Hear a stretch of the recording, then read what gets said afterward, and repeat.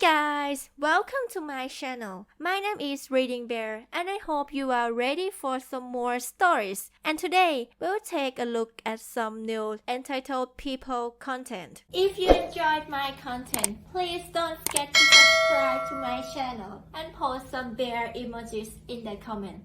And now, let's dive right into the stories. The first story is titled, Colleague's Landlord Seemingly Not Entirely Above Board, and Now the Bank Wants to Reclaim the Property. What rights, if any, does my colleague have? Please bear with me. This question is based around loose information without specifics on behalf of someone who doesn't use Reddit, but I figured here would be an excellent place to ask what little I can make of the situation. Brief backstory. Colleague has been living in a property in East London for a little over a year and a half with 4 other people, all who have started living there since she has. The landlord, from what I've been told, is questionable. Their contract to live there is a text message that has been printed out and signed by said landlord. I'm not aware of any occupant having any formal printed contract with the expected clauses, or even the basics like a gas safety certificate, details of their deposit protection, energy performance certificates, none of it. This alone, alarm bells.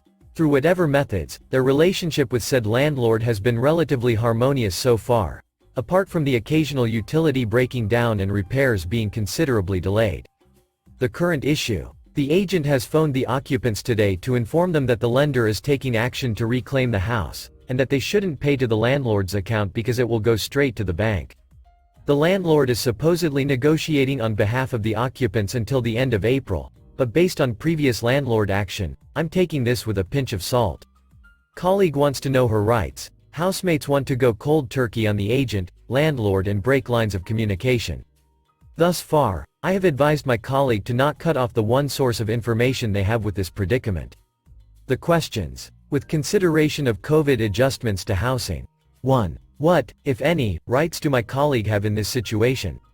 2. Given significant lack of documentation, and certain telltale signs, e.g. despite not living there, the landlord entering property without occupant notification or permission, is it possible or probable that the occupants have been considered lodgers all this time instead of tenants? Or anything with less protections than lodgers, if such a position exists legally? 3. What extra advice can I pass on at this time? If nothing else, I've been advising my colleague to GTFO and to live somewhere with a more reputable landlord/agent for months now anyway, but I have also provided her with contact details for shelter, and now having been reading the wiki, will do so for citizens' advice. I'll do my best to answer any questions, but at the moment my own information is limited. A couple of extra questions that is probably not important, but for my own curiosity, and should not be focused on. The landlord knows the occupants live there, and of course agrees to it. If their contract does not satisfy legal requirements and is invalid, would that technically make them, for lack of a better term, paying squatters? If so, would they be subject to any legal issues as squatting in a residential property is illegal, or does the essential agreement of the landlord change the circumstances of their status? Update. Agent phoned my colleague to tell her that the house is now owned by the bank and that the occupants have to be out in 2 weeks. The agent has stated that the occupants will not be given this in writing. My colleague questioned the legitimacy of the claim to begin with and looked up the land registry document to see who the lender was and confirm that her landlord is indeed the owner. The register extract of the title shows that the address of the property, and the address of the registered owner are one and the same. Would this be indicative of the property not being intended for the purpose of renting / whether or not consent from the lender was given for letting? Furthermore, would the HMO issues mentioned in the last thread no longer apply if this isn't a property designated for rental in the first place? Final update. Turns out the landlady was full of crap. There was no repossession, she just wanted all the tenants out. Following the advice previously given here, and asking some friends in the know, we hit this from multiple fronts. Contacted Shelter, who primarily gave the tenants the same information as you kind folks about the tenants' rights, the possibility of RRO, and the ineligibility of an S21 due to HMO violations and lack of mandatory documentation for renters. Contacted CAB, who were less helpful. Contacted the county court and submitted a witness statement, requesting the tenants be added to ongoing proceedings as interested parties. Officially, my colleague was told this would not be possible without a county court reference number. And officially, one phone operator might have said a little too loudly to a colleague that he was struggling to find any cases involving the landlady, or the address given. My colleague's fellow tenants got in touch with the London Renters Union, who sent a very angry letter to the landlady, informing her of the correct procedures that should be adhered to, and that they would gather a group to protest on the date that the landlady wanted everybody out, today. This kicked up a bit of a hornet's nest. In the last 2 weeks, the landlady has cancelled internet to the property, and reinstated it very bloody quickly at the mention of contract violation and harassment, repeatedly asked the tenants when they're leaving, and proceeded to come to the property to inspect it, and was met with some very upset tenants who just wanted to be left in peace whilst they looked for new places to live. Tensions were pretty high, to the point where the police were called.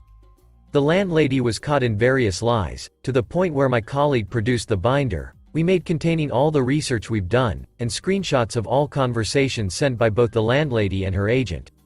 She also admitted, on bodycam no less, that there was no repossession. Eventually, the landlady accused my colleague, a 5-foot blonde lass, and the police of intimidating her.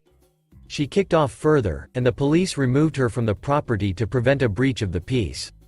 Since then, the council have been involved, where it emerges the landlady tried to pull this with another house she rents out a few roads away. Fun fact. We discovered it's listed as a business property on Companies House with the landlady as the director of the company associated with that property. There is an ongoing dispute with the council for that property as well.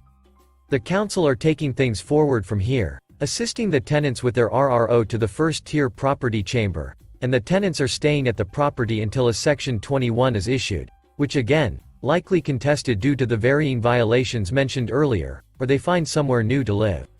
Whether they're paying or not, I don't know. Colleague is done with the drama, and has found a new tenancy already, and I insisted she find a landlord who provides her with the requisite documents and a proper sodding tenancy agreement. Thank you all for your help and guidance, it's been a wild ride. The next story is titled, "Is it discrimination if a landlord refuses to rent to someone because they can't come physically see the unit due to physical disability?" Context. I'm trying to help my dad find an apartment near me. He doesn't move around very well, alternates between a cane, scooter, and currently lives 6 hours away. I've been visiting various apartment complexes, some that are specifically for seniors. And am currently first in line for a great place near me that was built for senior citizens. I walked around the apartment FaceTiming my dad, so he got to see it and approve, etc. However, the landlady says she has to meet my dad in person, no phone call, etc., or she won't rent to us. He physically is incapable of making that kind of trip, especially for an apartment that is guaranteed. She won't accept a phone call or FaceTime, etc. He has to come see it and meet her in person, or else there's no deal.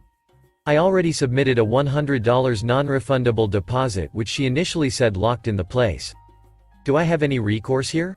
Is this potentially discrimination? I have texts with her regarding all of the above.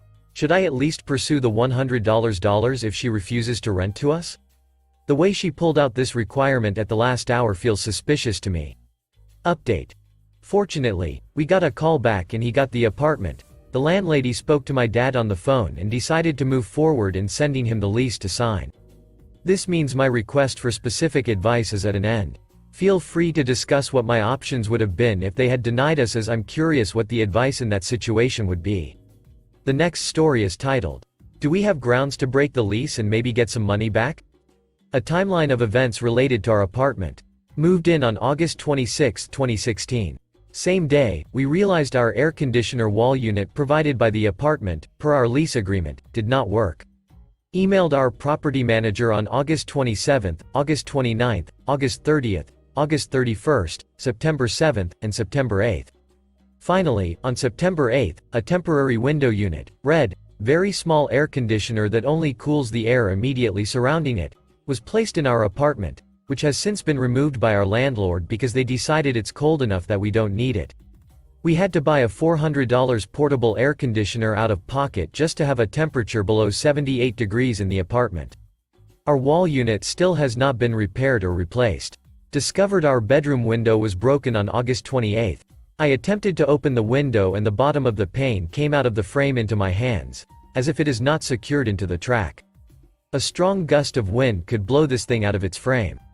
We emailed our property manager on August 29th, August 30th, August 31st, September 1st, October 12th, October 14th, October 17th, and October 18th. We were told on September 1st that the property manager contacted the window company and was waiting for a call back, and were told the same thing on October 12th when we inquired again. The window is still broken. The window doesn't lock and is very precariously leaning against its frame. It is both a safety and security hazard. We have baseboard heating in our apartment. When we first moved in, our linen closet, near the baseboard vent, smelled strongly of urine. I have a dog at my mom's house, so we assumed it had peed on something we had brought and proceeded to wipe down everything in the linen closet. The smell persisted. We discovered on September 8th that the urine scent was coming from the baseboard's vents. We got on our hands and knees and inspected the inside that we could see through the vent for about 30 seconds each. We could see absolute layers of filth and grime inside the heating vents, and both were nauseated and vomiting for the rest of the night after being that close to the vents. We emailed our property manager on September 8th, September 9th, and September 12th. Maintenance came out twice to clean the vents. They are still filthy. We are both having allergy issues and we believe this is the culprit. We attempted to use our heat for the first time on October 23rd. We immediately discovered that our thermostat did nothing and the heat would not turn on. It was 62 degrees in our apartment. We immediately contacted our property manager, who sent maintenance out. He said there was a valve that needed to be turned on and turned it on. The heat kicked in, but hours later it would not turn off. It got up to 83 degrees in our apartment. We emailed the property manager on October 23rd, October 24th, October 25th, and October 26th about this issue and were told that a new valve had to be ordered, which would take 2 weeks. After I raised a big fuss about this, we were told that they magically had a valve already, which was installed on October 26th. Now our main vent will not turn off even when the others do and is continuously putting out heat. The temperature is around 76 degrees at all times, even with both windows open in Michigan fall temperatures. Maintenance was supposed to come out yesterday and did not show up. We have sent emails about this issue both yesterday and today. Our lease explicitly states that the landlord is responsible for keeping in good and working order our air conditioner, our heat, and our entrances, exits, including windows, excluding any damage done by the tenant. We have not done any damage. Moreover, every time we have requested a reasonable, prorated and then cut in half, rent reduction for one of these issues, she has told us that the property owner says no. Our lease states that to terminate our lease early, we must pay 1 month's rent and then pay each subsequent month until a new tenant is found. Obviously, we cannot continue to live in these conditions. We've only been there 2 months and it's been dreadful. We want to find a new place but cannot do so if we have to continue to pay for our current place. Are the conditions we have faced enough to break the lease without having to pay the termination fee and subsequent rent until a new tenant is found? We have been very careful to always email and thoroughly document our ongoing issues. ETA. I'm not sure if this is relevant, but the apartment was advertised as newly renovated when we leased it. Both the advertisement and the property manager referenced it as so. This is clearly not true. Thanks in advance for your assistance. Update. The day I made this post, when we got home, our apartment was up to 85 degrees and we could not get it to go down, no matter what we did. Even with 2 tower fans and an air conditioner running, and 2 windows open in 40-degree weather. We decided that we were going to submit maintenance requests for every day that our heat was broken until someone did something about it. The next day, we received an email from our property manager that effectively said they looked at the heat. The problem appears to be that the pipes in the building are set up wrong, so our pipes must be hooked up to someone else's unit, and there's nothing they can do about it. They basically told us, yes, this is something we are responsible for fixing, but we aren't going to fix it.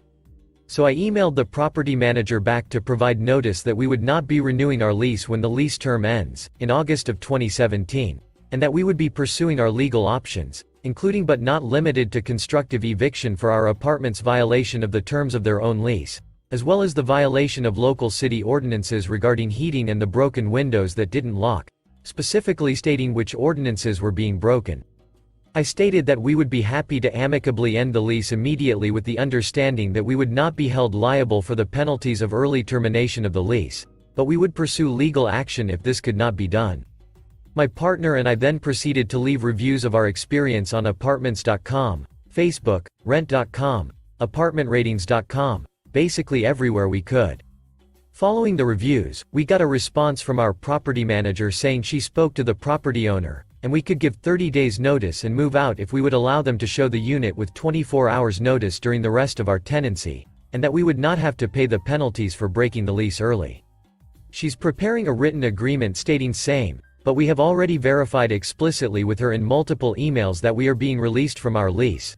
The property owner has given express permission, and we will not face penalties. Today my boyfriend and I signed a new lease for a much bigger, much better apartment a few miles away. That's $100 a month cheaper. We move in next Saturday. Just wanted to give an update. I decided to put my foot down, and while I know most of the comments on my original post basically said there was little or nothing I could do, I decided to keep moving forward trying to get out of our lease, and the results were better than expected. Thanks to everyone who took the time to provide insight. The last story is titled, Homeowner Association took my complaint about the pool security and wrote me for a violation. My homeowner association employs 2 security guards for our pool for whatever reason. Per the rules, we need a driver's license to show the guard, then the guard checks to make sure we are up to date with our homeowner association fees, then we need a pool card to unlock the door to go in. From there, you need to sign in you and the number of people you brought in. So, I usually bring my phone with a picture of my license, and I am let in with no issues. Well, one day, a female guard wanted me to bring the actual physical card. I told her I was just let in yesterday by her male counterpart. She said she would let me in this time, but next time I would need my physical card. I asked which method is correct as I don't want to bring my driver's license while walking to a pool. She said those are the rules. Just then, the male guard who let me in came out and explained to her that he let me in yesterday with the phone photo. She snapped back and said, "He is not me." I went back home to get my license, returned to the pool and asked what her name and supervisor were. She said, "I would have let you in if it wasn't for your attitude." After about 2 minutes of back and forth, I got her manager's name and made a detailed complaint to the homeowner association community manager, her supervisor. I included my number and email so the manager would call me to discuss this. 2 days later, I get a violation for arguing with the guards. I replied to the violation and again asked for a discussion about this. Still no response. Sorry for the long post, but I just wanted to rant about this to get this off my chest. Now I am more upset at our homeowner association community manager because he has failed to reach out to me at all. I am looking into escalating the issue, but I feel deflated. I don't know who to escalate this with or if it's even worth it. Thanks for listening.